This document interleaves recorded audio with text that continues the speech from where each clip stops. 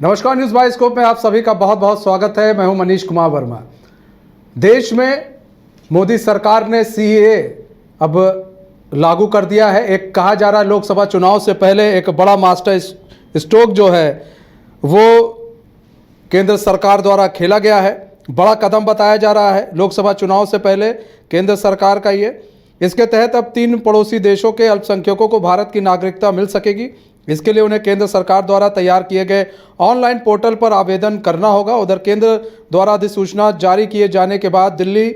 उत्तर समेत कई राज्यों में सुरक्षा भी बढ़ा दी गई है। दरअसल 2019 के लोकसभा चुनाव से पहले बीजेपी ने सीए को अपने घोषणा पत्र में शामिल किया था। इसे पार्टी ने बड़ा मुद्दा बनाया था। गृह मंत्री अमित शाह हाल ही के अपने चुनावी भाषणों में कई बार नागरिकता संशोधन कानून या सीए को लागू करने की बात कर चुके हैं। हमारे साथ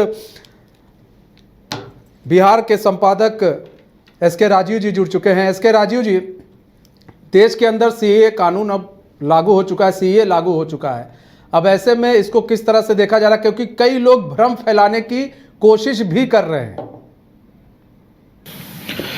नहीं, देखिए मनीष जी, निश्चित तौर पर यह एक ड्रीम कानून था। मतलब जिसके विषय में यह कहा जा रहा था कि 2019 में आपको याद होगा कि जब विधिवत इस कानून को लाने की चर्चा की गई थी तो उसके बाद लगातार विपक्ष जो है वो न सिर्फ पूरे राष्ट्रीय स्तर पर बल्कि जम करके हंगामा किया था। और मुझे याद है कि यहाँ पटना में भी कई जगह है, जो मैं नाम नहीं बताना चाहूँगा, उन जगहों पर जो है विधिवत बैनर पोस्टर हाथ में ले करके, तख्तियाँ ले करके लोगों ने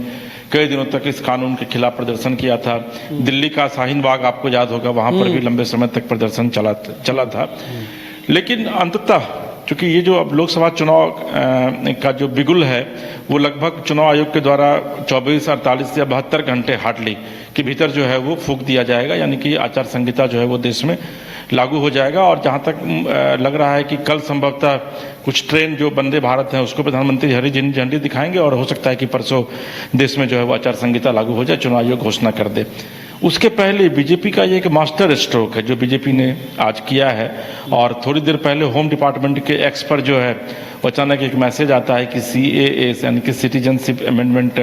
जो एक्ट है उसको देश में जो है वो लागू कर दिया गया है। देखिए, ये एक ऐसा बिल है जिस बिल के विषय में पहले कई भ्रांतियां हुआ करती थी कि नहीं भाई, इस बिल के लागू होने के बाद देश में जो है वो अल्पसंख्यक जो है वो सुरक्षित नहीं रह पाएंगे, अल्पसंख्यकों को देश से भगाने की एक साजिश जो है वो की जा रही है। लेकिन वाकई में जो सिटीजनशिप अमेंडमेंट एक्ट जो अभी आया है, मैं अभी थोड़ा पढ़ रहा था क्योंकि अभी आपके साथ संवाद भी करना था, तो मैंने उसमें देखा है कि उसमें इस तरह की कहीं कोई भी चर्चा नहीं की गई है, बल्कि उसमें यह कहा गया है कि जो भी बांग्लादेश, भूटान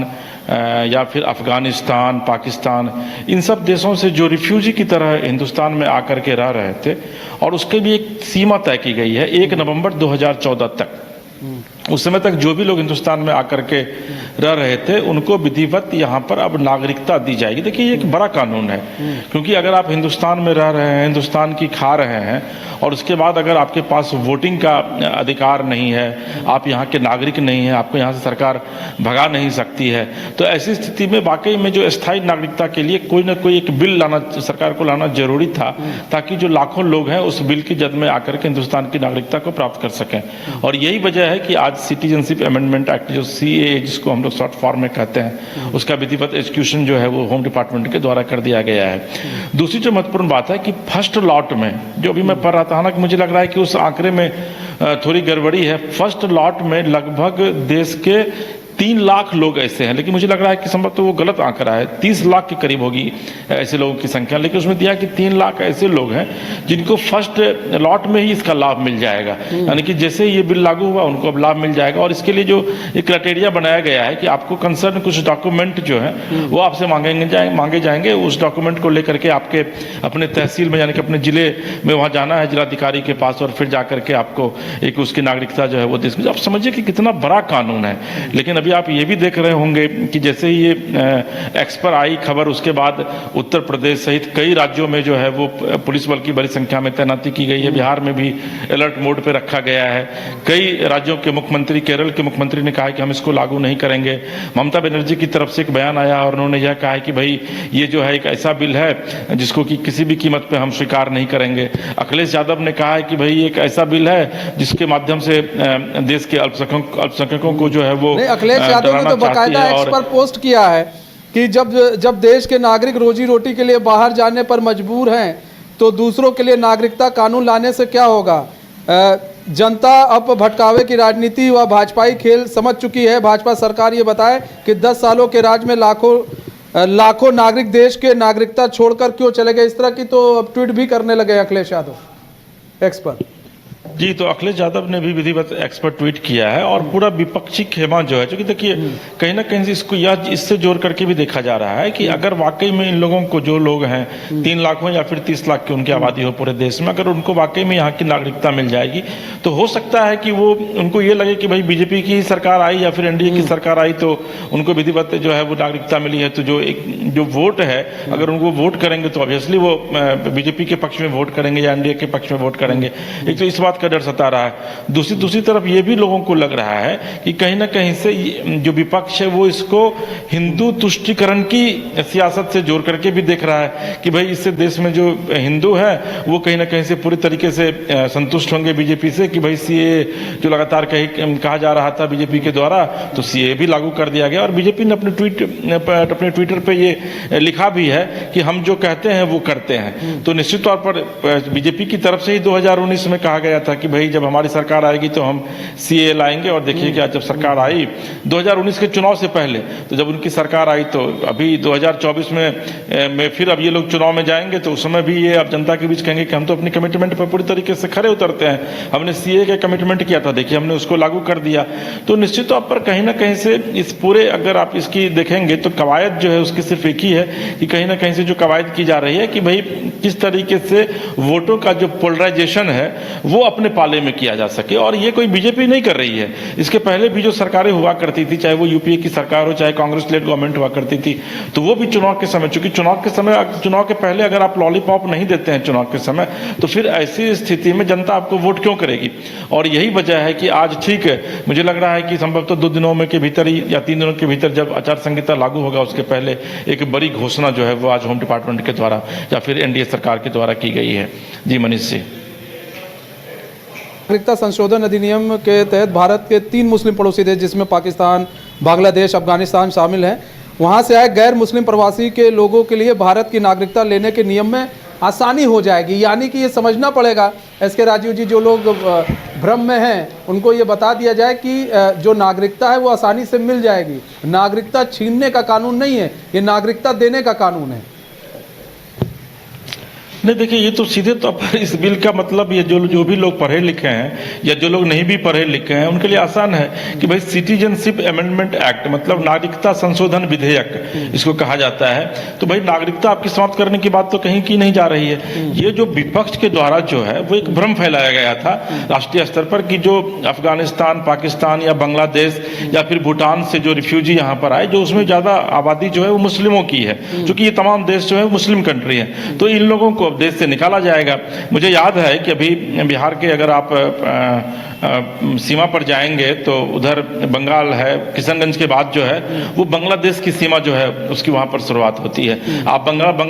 सिल्लीगुड़ी जाएंगे, वहां से थोड़ा आगे जाएंगे तो वहां से चीन की सीमा की भी शुरुआत होती है, नेपाल की सीमा को यह बिहार जो है वो छूता है। तो बांग्लादेशी जो है वो बड़ी संख्या में जो है वो आपको किशनगंज और जो कंसर्न इलाका है अररिया, पूर्णिया, कटिहार, उन इलाकों को मिनी पाकिस्तान भी कहा जाता है। और वहां पर अब हिंदू जो है वो अल्पसंख्यक हो गए, तो उन इलाकों के विषय में कहा जाता है कि वहां पर रोहिंग्या मुसलमान जो है वो बड़ी संख्या में वहां पर आए तो उनको निकाला जाएगा। लेकिन मुझे नहीं लगता है कि जो बिल जो लाया गया है, इस बिल को मैं अभी पढ़ रहा था, उसकी जो ड्राफ्टिंग की गई उसमें साफ ये लिखा हुआ इसका जो ड्राफ्ट है कि भाई इसमें नागरिकता दी जाएगी, आपसे नागरिकता छीनी नहीं जाएगी, ये एकदम साफ क्लियर लिखा हुआ है। तो ऐसी स्थिति में मुझे नहीं लगता है कि जो भी देश में लोग रह रहे हैं उनको डरने की आवश्यकता है, बल्कि उनको नागरिकता मिलेगी। और ये उनके लिए बड़ी बात होगी कि भाई भारत की नागरिकता जो है वो उनको मिल जाएगी और वो भारत के नागरिक कहलाएंगे, उनका आधार यहाँ बनेगा, उनका पैन बनेगा, उनका वोटर कार्ड बनेगा। ये तो एक बड़ी उपलब्धि है